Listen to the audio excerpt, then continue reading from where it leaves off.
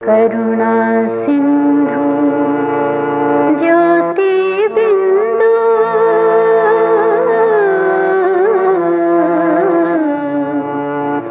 करुणा सिंधु ज्योति बिंदु फिर से भारत में आए। करुणा सिंधु ज्योति बिंदु फिर से भारत में आए।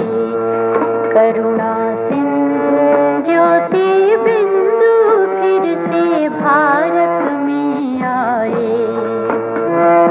सबकी पीड़ा हरने को सच्चा ज्ञान देने आए। सबकी पीड़ा हरने को सच्चा ज्ञान देने आए। करुणा सिंधु ज्योति बिंदु फिर से भारत में आए। करुणा सिंधु ज्योति बिंदु फिर से भारत में आए।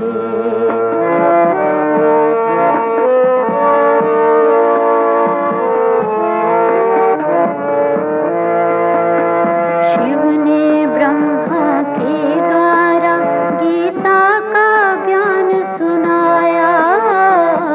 शिव ने ब्रह्मा के द्वारा गीता का ज्ञान सुनाया।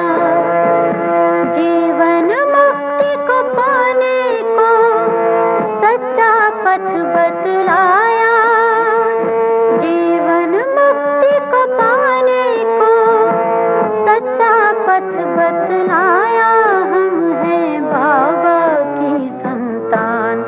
करुणा सिंधु ज्योति बिंदु फिर से भारत में आए।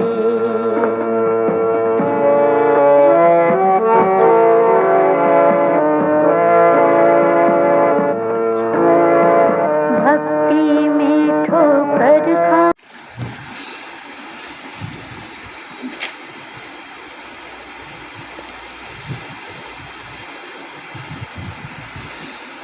ओम शांति, ओम शांति, ओम शांति। आज प्यारे बाबा की 22 तारीख के महावाक्य हैं। आज बाबा ने हम बच्चों को जो बड़ी दुनियावी हिसाब से थोड़ी गहरी बात है वो हमें समझाई है। क्योंकि कई लोग आते हैं बाबा के घर में तो देखते हैं कि हम इनको ब्रह्मा बाबा कहते हैं, तो सोचते हैं कि ये तो ब्रह्मा नहीं है, इन्होंने अपने गुरु जी का चित्र लगाया हुआ है और इसी को ब्रह्मा समझते हैं। परंतु बाबा कहते हैं कि बच्चे, बाबा हम बच्चों को सब राज समझाते हैं कि ये कोई हमारे गुरु नहीं है, परंतु ये वो आत्मा है जो नंबर 1 ऊंचा पद पाने वाली है, जो पुरुषार्थ करके नंबर 1 बनती है। और सृष्टि के नियंता हम और आप नहीं है, परमात्मा है। उसको पता है कि उसको जो कार्य कराना है वो कौन कर सकता है। इसीलिए परमात्मा ने साधारण तन का आधार लिया और इनका नाम ब्रह्मा रखा। तो आज बाबा ने हम बच्चों को यही राज वाली बात समझाई है। बाबा बोले, मीठे बच्चे, इस बेहद के ड्रामा में हीरो हीरोइन का पार्ट तुम्हारा है। बाबा ने कहा, इस बेहद के ड्रामा में हीरो हीरोइन का पार्ट तुम्हारा है, बाप का नहीं है ना। आज बाबा सिर माथे चढ़ा रहे बच्चों को। बाप के पास सिर्फ पतितों को पावन बनाने का हुनर है। प्रश्न है, ब्रह्मा के चित्र को देख जो प्रश्न उठाते हैं उन्हें कौन सा राज समझाना है। बाबा बोले, उन्हें समझाओ कि यह आदिसो अंत वाली आत्मा है। जो फर्स्ट प्रिंस श्री कृष्ण है उनके ही लास्ट जन्म में बाप आते हैं। यह पतित तन है, इन्हें ही पावन बनना है। यह कोई भगवान नहीं है। भगवान तो एवर प्योर है, उसने इनके तन का आधार लिया है।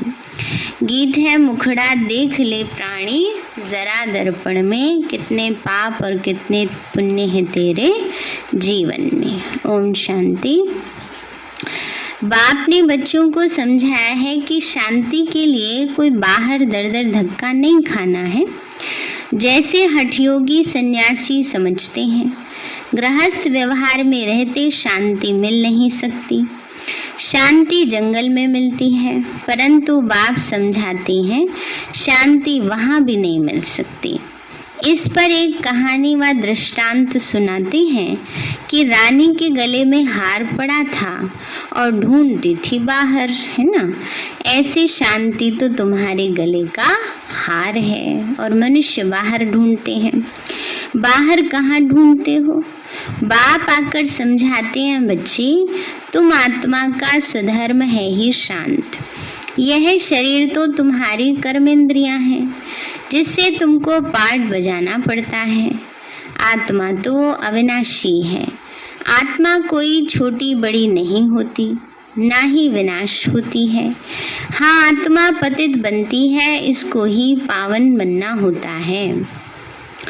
आत्मा को पहले किशोर शरीर मिलता है, फिर युवा, फिर वृद्ध, है ना। आत्मा को जब शरीर मिलता है तो छोटे बच्चे का होता है, धीरे धीरे बड़ा होता है, उसको किशोर कहते हैं, और फिर युवा और फिर वृद्ध। और वृद्ध के बाद अवस्था शरीर छोड़ने की आ जाती है। आत्मा तो है ही एक रस। ये नहीं शरीर के साथ साथ कोई आत्मा भी बढ़ती हो, पहले इतनी सी आत्मा फिर इतनी बड़ी, नहीं। पहले तो आत्मा को जानना होता है। मैं आत्मा ही बैरिस्टर आदि बनता हूँ। इसको कहा जाता है आत्मा अभिमानी भव। बाप समझाते हैं बच्चे, तुम देह अभिमानी बन पड़े हो, इसलिए अपने को शरीर समझ लेते हो। यह भूल जाते हो कि मैं आत्मा हूँ, यह मेरा शरीर है। तो अपने को रियलाइज करना है। 84 जन्म भी आत्मा लेती है। अभी बाप ने समझाया है जो ब्राह्मण बने हैं वही फिर देवता बनने वाले हैं। ऐसे भी नहीं कि सभी 84 जन्म लेते हैं। कोई पहले आएगा, कोई 50-100 वर्ष के बाद भी आते रहेंगे। कोई के 80-82 और कोई के कितने जन्म होते हैं।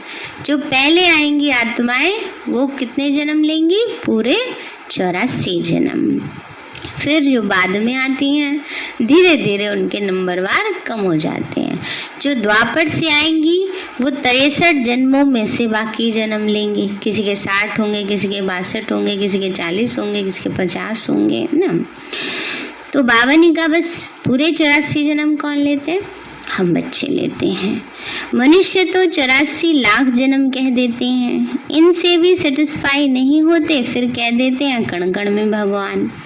अब भगवान कहते हैं कि मैं किसी मनुष्य तन में तो नहीं आता हूँ, तो जानवर, पत्थर, ठिक्कर कण कण में कैसे होगा?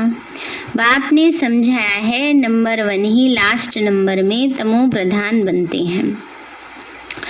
मैं खुद कहता हूँ कि मैं बहुत जन्मों के अंत में साधारण तन में प्रवेश करता हूँ। जिसने पूरे 84 जन्म लिए हैं वह तो जरूर पतित होगा, पावन तो हो नहीं सकता। बाप खुद कहते हैं पहले नंबर में है श्री कृष्ण फर्स्ट प्रिंस। श्री नारायण तो बाद में बनता है जब बड़ा होता है। वह भी 20-25 वर्ष कम हो जाते हैं, उनके भी पूरे 84 जन्म नहीं कहेंगे। नंबर 1 है श्री कृष्ण। भले वही स्वयंवर के बाद नारायण बनते, परंतु हिसाब तो बच्चों को करना है। पूरे 84 जन्म 5000 वर्ष श्री कृष्ण के ही कहेंगे।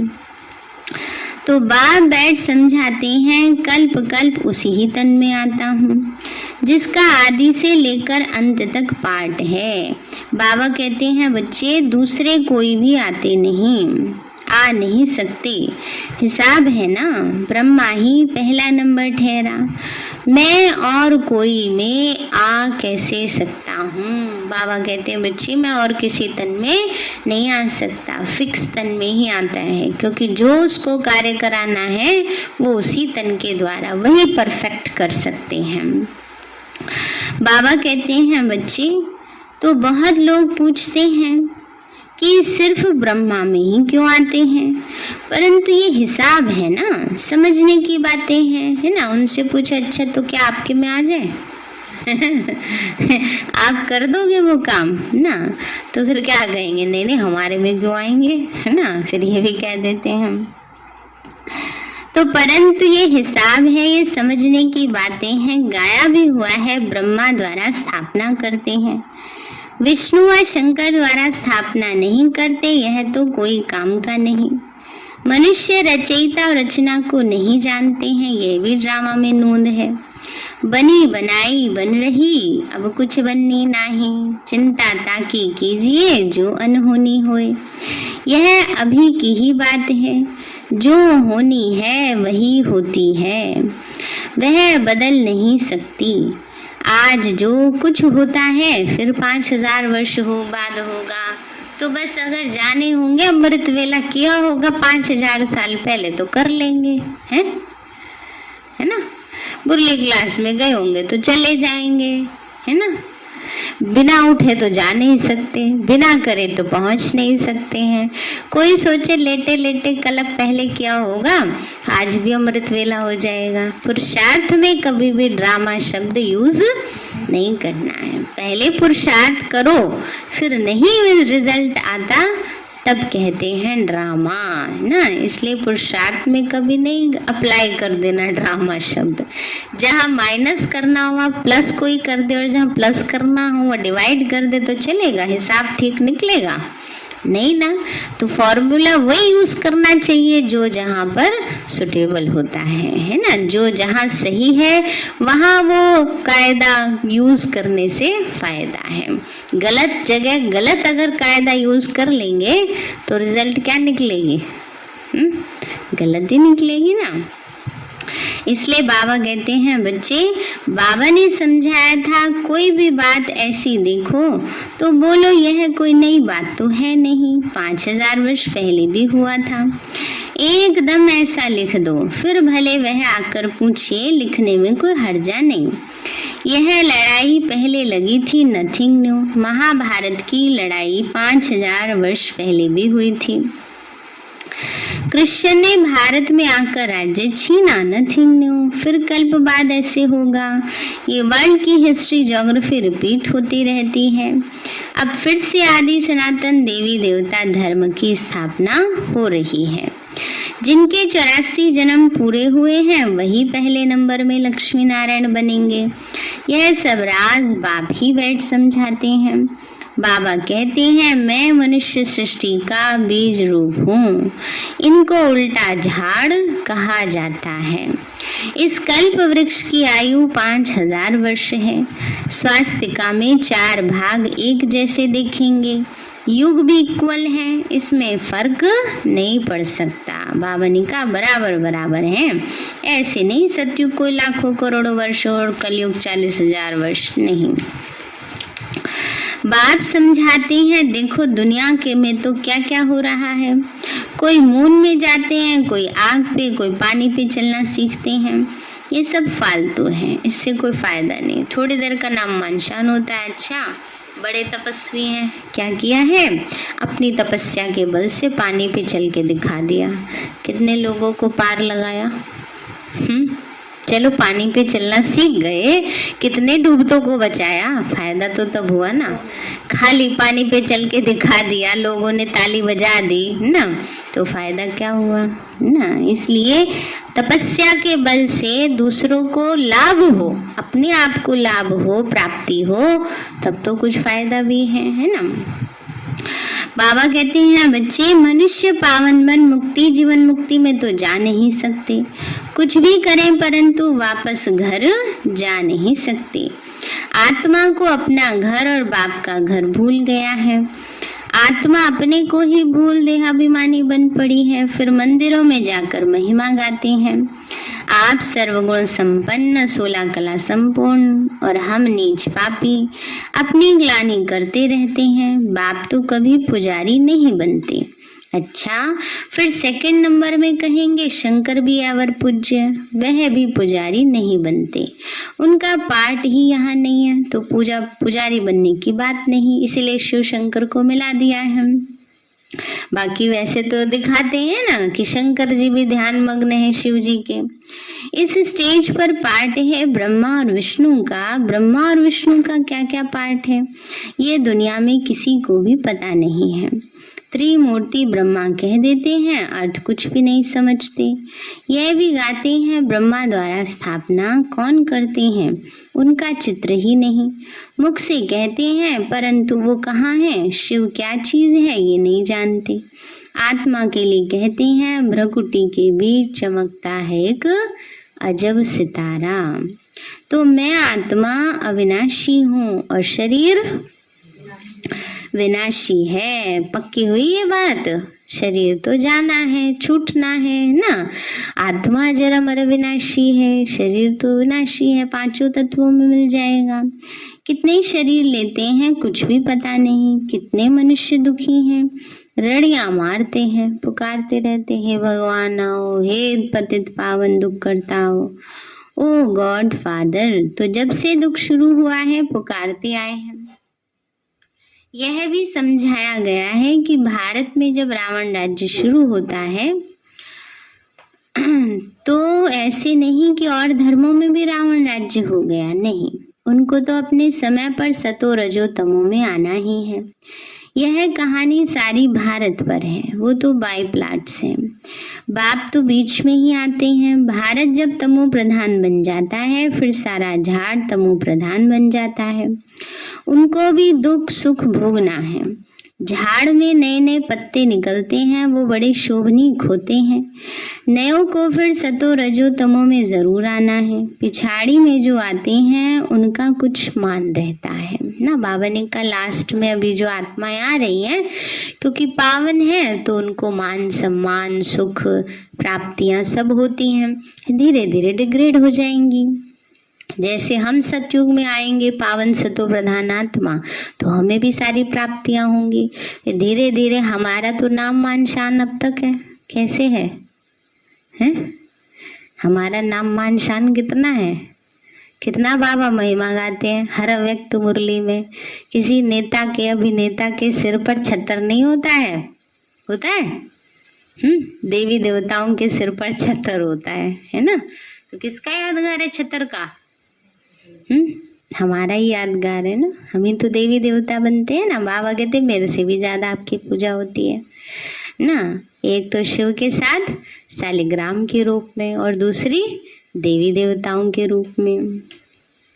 तो बाबा कहते हैं एक जन्म में भी सतो रजो तमो से पास कर सकते हैं परंतु उनकी कोई वैल्यू नहीं रहती है। वैल्यू तो उनकी होती है, किनकी होती है? जो हीरो हीरोइन पार्ट बजाते हैं। सारी फिल्म में कौन छाए रहते हैं? हीरो हीरोइन ना। तो हम कौन है? हीरो हीरोइन हैं। ऐसे नहीं कहेंगे बाबा ही हीरो हीरोइन का पार्ट बजाते, बाबा के लिए नहीं कह सकते। वह तो आकर पतितों को पावन बनाते हैं, खुद पतित नहीं बनते। तुम पतित से पावन बनने की मेहनत करते हो। श्रीमत पर राजयोग से ही राज्य लिया था, अभी फिर से ले रहे हो। बाबा कहते हैं मैं तो राज्य नहीं करता हूँ, मैं तुमको राजाओं का राजा बनाता हूँ। अब दुनिया में मनुष्य कहते तो बहुत हैं, भगवान आज मैं तुमको राजाओं का राजा बनाता हूँ, परंतु उनका अर्थ न खुद समझते हैं ना ही किसी को समझा सकते हैं। भगवान आज तो जरूर भगवान आया था ना, तब तो कहा होगा ना हे बच्चों। भारत में ही शिव जयंती शिवरात्रि मनाते हैं। बाप आते भी भारत खंड में है। भारत ही अविनाशी खंड है। उनकी महिमा बहुत भारी है। जैसे बाप की महिमा अपरम अपार है वैसे भारत की महिमा भी अपरम अपार है। भारत में ही परम पिता परमात्मा कर सब मनुष्य मात्र की सदगति करते हैं, सबको सुख देते हैं। उनका बर्थ प्लेस भारत है। भारत ही प्राचीन देश है। भगवान राजयोग सिखलाने कहाँ आए? भारत में ही आया था, परंतु कृष्ण को भगवान कह देने से उनकी महिमा ही नहीं रही है। भगवान तो है ही एक, उनको ही सदगुरु कहा जाता है। बाकी तो गुरु ढेर हैं। कोई धंधा सिखलाने वाले को भी गुरु कह देते हैं। कहते हैं ना, ये मेरे गुरु जी हैं, उस्ताद जी हैं, इन्होंने मुझे ये काम सिखाया है ना। तो बाबा कहते हैं लेकिन गुरु वो जो सदगति दे। तो सदगति तो कौन दे सकता है? शिव बाबा। तो आजकल तो सबको अवतार मान लेते हैं, कुछ भी समझते नहीं। जब बिल्कुल पतित बन जाते हैं तब पुकारते हैं, बाबा आकर हमको पावन बनाओ। बाप ही आकर सच्ची सच्ची अमर कथा सुनाते हैं।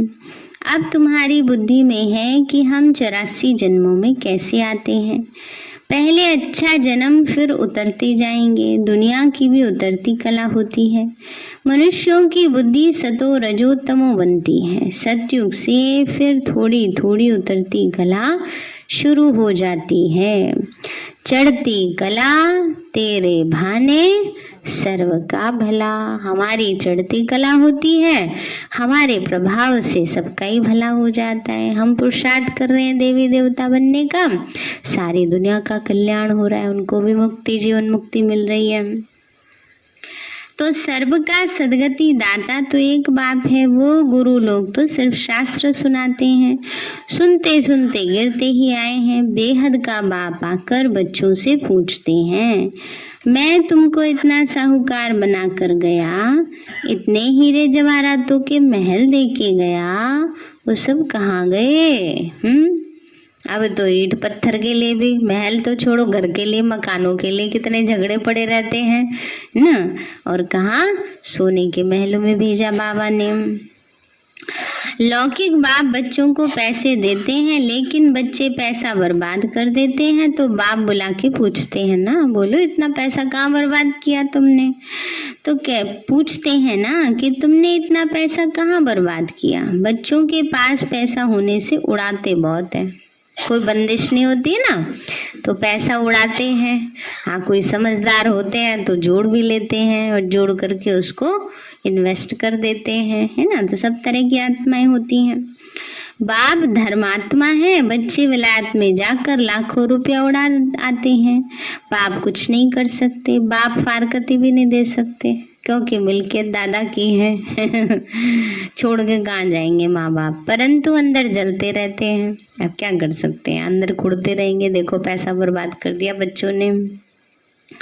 तो वह सब तो हद की बातें हैं। बाप के मर जाने के बाद कोई कोई तो ऐसे गंदे बच्चे होते हैं जो 12 मास में सारी मिल्कियत ही उड़ा देते हैं। वो है हद की बातें। क्यों उड़ा देते हैं और उसका कारण क्या होता है?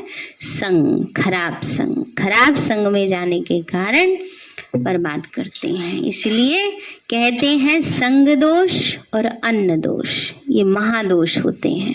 इनसे अपनी संभाल रखनी चाहिए हमेशा। तो वह फिर बेहद का बाप बेहद की बात है। बेहद का बाप कहते हैं, तुम कितने धनवान थे, विश्व के मालिक थे, फिर कंगाल क्यों बने हो? इतना धन कहाँ किया? बच्चों से ही बाप पूछते हैं। भारत को इतना साहूकार बनाया, सब पैसे कहाँ गए? फिर बाप ही बैठ समझाते हैं, भक्ति मार्ग में कितना खर्चा करते हैं। शास्त्रों आदि के पिछाड़ी कितना खर्चा करते। माथा भी टेकते गए, टिप्पण भी घिस गई। टिप्पण घिस गई ना। कहाँ देवी देवता इतने सुंदर, कहाँ अब किसी का माथा काला हो जाता है, आंखें काली हो जाती हैं। क्यों हो रही है? टिप्पण घिस गई है। तो इसलिए बाबा कहते हैं, बच्चे पैसे आदि सब कुछ गवा बैठे, हम तुमको इतना साहूकार बनाते हैं, रावण तुमको कंगाल बनाते हैं। भारतवासियों को ही बाप समझाते हैं, भारत ही सोने की चिड़िया था। इतना धन था जो दूसरे धर्म वाले लूट के ले गए। ख्याल तो करो भारत क्या था। बाबा कहते जरा ख्याल करो क्या था भारत। बाबा कहते ये भी ड्रामा बना हुआ है। भारत ही हेवन था, भारत ही हेल है, अभी है नर्क। इसलिए बाबा ने सीढ़ी भी ऐसी बनवाई है जो कोई भी समझे कि हम तो पतित हैं। छोटे छोटे बच्चों को भी चित्र पर समझाया जाता है, नक्शे बगैर बच्चे क्या समझें। बाप ही आकर पतित से पावन बनने की सहज युक्ति बताते हैं। सहज से सहज भी है और डिफिकल्ट से डिफिकल्ट भी है ना। पावन बनने की युक्ति सहज क्या है, बस याद ही तो करना है बाबा को, और याद करने में क्या होता है, सबसे मुश्किल काम लगता है बच्चों को। तो इसलिए सहज भी और मुश्किल भी है। सतयुग में देही अभिमानी रहते हैं, आत्मा समझती है अब शरीर बड़ा हुआ, यह पुराना चोला छोड़ दूसरा लेंगे। जैसे साक्षात्कार हो जाता है, जब जाकर बच्चा बनना है, पुरानी खाल छोड़ देते हैं। यहाँ कोई मरता है तो रोते हैं, बैंड बाजा भी ले जाते हैं। कई बार ऐसा होता है, छोटी उम्र वाले होते हैं, शरीर छोड़ देते हैं तो उनके पीछे रोते हैं। अच्छी उम्र से कोई जाता है तो उसके बैंड बाजे के साथ ले जाते हैं। तो बाबा कहते हैं सतयुग में तो खुशी से एक शरीर छोड़ दूसरा लेते हैं, तो शादमाना मनाते हैं। फंक्शन, शादमाना करना माना जैसे फंक्शन करना। तो जैसे यहाँ तो दुख से तेर भी करते हैं, खुशी में तेर भी करेंगे। चलो आत्मा गई पुराना शरीर छोड़ने में गई है। हाँ, इसीलिए तो इसलिए बाबा कहते हैं यहाँ कितना अफसोस करते हैं। कोई मरता है तो कहते हैं स्वर्ग पधारा, तो इसका मतलब नरक में था। अभी तो तुम पुरुषार्थ कर रहे हो स्वर्गवासी बनने का, बाप तुमको स्वर्गवासी बनाते हैं। बाप आते ही है जीवन मुक्ति देने, रावण के बंधन से छुड़ाए जीवन मुक्त करते हैं। बाबा कहते हैं मैं कल पहले माफिक आकर राजयोग सिखलाता हूँ, कल्प कल्प ब्रह्मा के ही तन में आता हूँ। तो तुमको ब्राह्मण जरूर बनना है, यज्ञ में ब्राह्मण तो जरूर चाहिए। अब बाबा ये क्यों कह रहे ब्राह्मण जरूर बनना है? अब ब्राह्मण तो बन ही गए, बाबा का ज्ञान ले रहे, ब्रह्मा मुख वंशावली बन गए। ब्राह्मण बनना माना शूद्रपन वाले संस्कार ना हो, पुराने संस्कार खत्म होते जाएं। बाबा के बच्चे बन गए, ज्ञान योग की धारणा करें, तपस्या करें, परिवर्तन करें। इसलिए बाबा कहते हैं ये है राजस्व अश्वमेघ अविनाशी ज्ञान यज्ञ, इस रथ को स्वाहा करना है, इस तन को रथ को स्वाहा करना है। तो थोड़े ही कोई आग में कूद जाना है ना।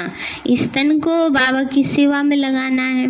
योग में बैठते हैं तो भी इस तन के विकर्म विनाश होते हैं, स्थूल कर्मणा सेवा करते हैं तो भी विकर्म विनाश होते हैं। बाबा कहते हैं बच्चे अश्व इस रथ को कहा जाता है, राजस्व माना स्वराज्य के लिए ये शरीर इसमें स्वाहा होने हैं।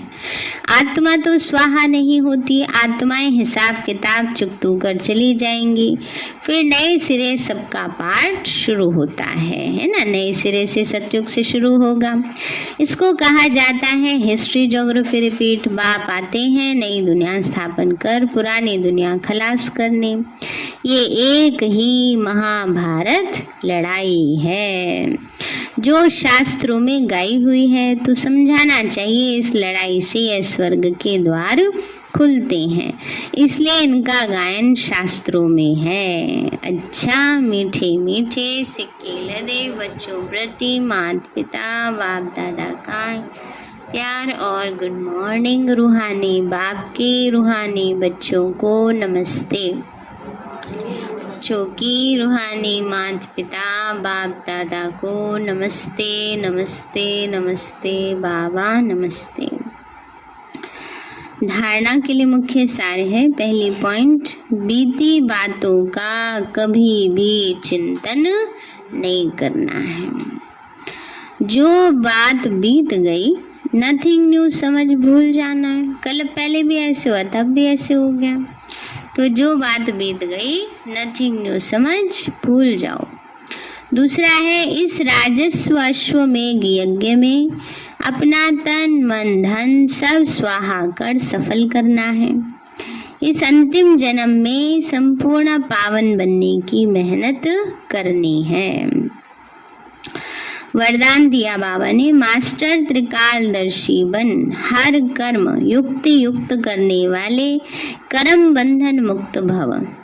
मास्टर त्रिकालदर्शी बन हर कर्म युक्ति युक्त करने वाले कर्म बंधन मुक्त भव। बाबा बोले जो भी संकल्प बोल व कर्म करते हो वह मास्टर त्रिकालदर्शी बनकर करो, तो कोई भी कर्म व्यर्थ व अनर्थ नहीं हो सकता, है ना। बाबा ने कहा कोई कर्म व्यर्थ व अनर्थ नहीं होगा, नहीं तो कर रहे होंगे कुछ और हो कुछ जाता है, उसको कहते हैं अनर्थ हो जाना। त्रिकालदर्शी अर्थात साक्षीपन की स्थिति में स्थित होकर कर्मों की गुह्य गति को जानकर इन कर्मेंद्रियों द्वारा कर्म कराओ तो कभी भी कर्म के बंधन में नहीं बंधेंगे। हर कर्म करते कर्म बंधन मुक्त कर्मातीत स्थिति का अनुभव करते रहेंगे। स्लोगन है जिनके पास हद के इच्छाओं की अविद्या है, माना जिनको कोई हद की इच्छाएं नहीं है। अविद्या माना जिनको हद की इच्छाओं का पता नहीं है ना। तो बाबा कहते जिनके पास हद की इच्छाओं की अविद्या है वही महान संपत्तिवान है, धनवान है ना। तो सब संपत्तिवान है ना, महान संपत्तिवान ना। हमारी जितनी संपत्ति तो किसी के पास है ही नहीं। कोई बाहर वाला सुनेगा अच्छा मेरे पास बहुत प्रॉपर्टी है कौन सी प्रॉपर्टी, थोड़े ही कोई वो दिखाने वाली प्रॉपर्टी है। सारे हैं मीठे बच्चे, इस बेहद के ड्रामा में हीरो हीरोइन का पार्ट तुम्हारा है, बाप का नहीं। बाप के पास सिर्फ पतितों को पावन बनाने का हुनर है। प्रश्न है ब्रह्मा के चित्र को देख जो प्रश्न उठाते हैं उन्हें कौन सा राज समझाना है। बाबा बोले उन्हें समझाओ, यह आदि सो अंत वाली आत्मा है जो फर्स्ट प्रिंस श्री कृष्ण है, उनके ही लास्ट जन्म में बाप आते हैं। यह पतित तन है, इन्हें ही पावन बनना है। यह कोई भगवान नहीं है, भगवान तो एवर प्योर है, उसने इनके तन का आधार लिया है। गीत है मुखड़ा देख ले प्राणी जरा दर्पण में, कितने पाप और कितने पुण्य है तेरे जीवन में। अच्छा, ओम शांति। ये प्यारे बाबा को हम भोग लगाएंगे।